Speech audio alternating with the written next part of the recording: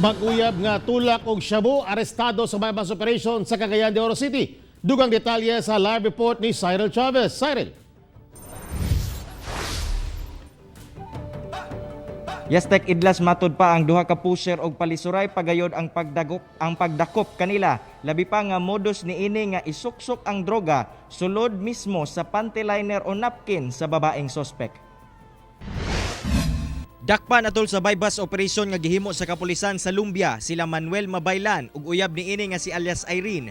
Human kini mapalitan og gituwang illegal nga droga nga Shabu. Sigon sa otoridad nga kapin duha ka bulan nilang gisubay ang mga sospek, labi pa nga pilian kini og mga ginabaligyaan sa mong illegal nga butang.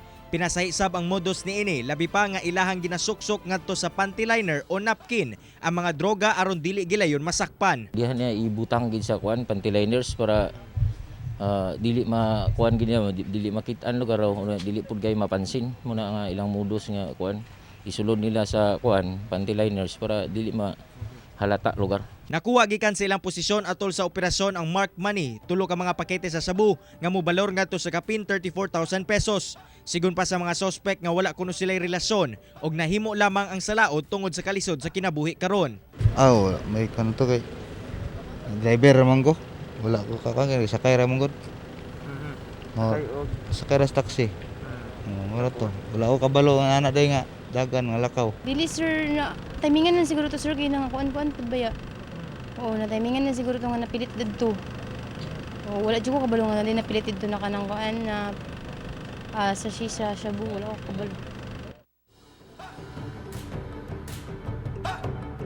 Tek depensa ni Manuel nga wala matud pa siya kalambigitan sa pagtulak ni ining illegal nga droga tungod nang ginabuhi lang matud pa siya sa kining pagdrive sa taxi unit na iyang ginamanihuan. Apan bisan pa man niini giklaro sa kapulisan nga mag-atubang gyapon siya og kasong paglapas uban ang si kining alias Irene og kasong paglapas sa RA 9165 o Comprehensive Dangerous Drugs Act of 2002.